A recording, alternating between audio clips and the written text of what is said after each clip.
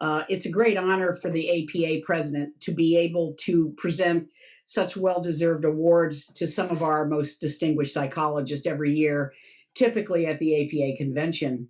Although the pandemic has kept us from being together, I'm really pleased that we have been able to find a creative way to continue this tradition, albeit virtually this year. This afternoon, we will be honoring our colleagues who have been at the forefront of advancing psychological science and practice and promoting our discipline to a broader audience. You will notice that in the chat box on the right side of the screen, there's an opportunity there for you uh, to put in your congratulations to the awardees throughout the ceremony. And this obviously will be captured as part of what we are recording. We'll also be sharing some links to more information about the awards and the awardees, and encouraging our awardees to engage as well when you're not on camera. You might be talking with folks. And now I'd like to let you know that joining me today are Dr. Arthur Evans, APA's CEO, and APA Deputy CEO, Dr. Jim Diaz-Granados. So please welcome Dr. Evans and Dr. Diaz-Granados. Arthur, would you like to say a few words? Sure. Thank you, Sandy. Well, first of all, I want to welcome everyone as well and to really congratulate all of the awardees. You all are the best of our field. You pursue excellence, and because of that, you're being recognized today. So I want to personally congratulate you and thank you for the work that you do. This year has really shown how important our field is. I can tell you there have been so many times when we've pulled from the research that many of you have done, the work that you've done, your expertise, to really be a resource to the nation. And if there was ever a time when our field was needed, it is now. And so I'm just very grateful to all of you who have dedicated your lives to excellence.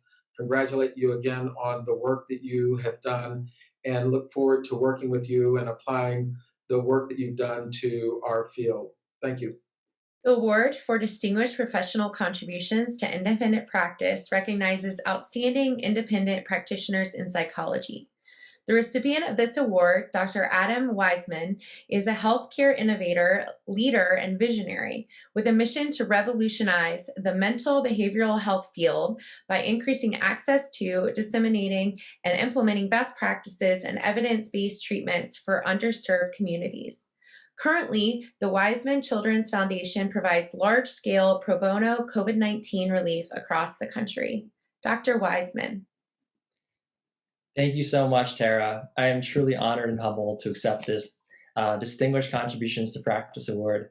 I'm Dr. Adam Weissman, founding president of the Child and Family Institute and the Weissman Children's Foundation, a national nonprofit in development dedicated to promoting mental health equity and access to evidence-based psychological treatments for every child and family in need.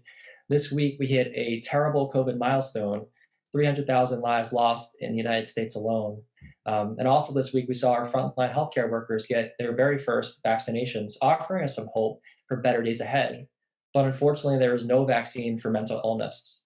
Recent CDC study supports what we're seeing clinically, a hidden mental health pandemic, reporting surges in anxiety, depression, substance abuse, and suicidal ideation during COVID, and disproportionately so among younger adults and racial and ethnic minorities. And a new Oxford University study has now directly linked COVID and mental illness, reporting that those with pre-existing mental health conditions were 65% more likely to be diagnosed with COVID, 65%. The study concluded that mental illness should be regarded as an important COVID risk factor. Now, many of us in the field are aware both the federal government and the insurance companies have not adequately prioritized coverage for effective psychological services. In fact, it's been over a decade since Congress first passed the Mental Health Parity and Addiction Equity Act with its promise to make mental health treatments just as easy to access as other medical services. Yet still today, amid a global pandemic, an economic crisis, and spikes in anxiety, depression, and suicide rates, the vast majority of Americans continue to be denied access to high-quality, evidence-based psychological services. Even more devastating is how this is disproportionately true among underserved communities of color. So to address this gap in mental health access and equity, the Weissman Children's Foundation has launched a comprehensive COVID mental health relief initiative, helping nearly 150 families and raising more than $45,000 to date. And we're also launching an equity and effectiveness scientific council partnering with internationally renowned treatment developers to study treatment effectiveness and mental health disparities in the communities we serve. Please consider joining our campaign to help change the mental health landscape and access to care in our country at weissmanchildrensfoundation.org. I'd like to say a very quick thank you to APA for this distinguished honor, and to all of my mentors and colleagues over the years, and to my family for your endless love and support. I am truly blessed to love what I do and to have all of you in my life to share it with. Thank you. And congratulations, Dr. Weissman, for your passion, your advocacy, and all of your accomplishments. Thank you so much.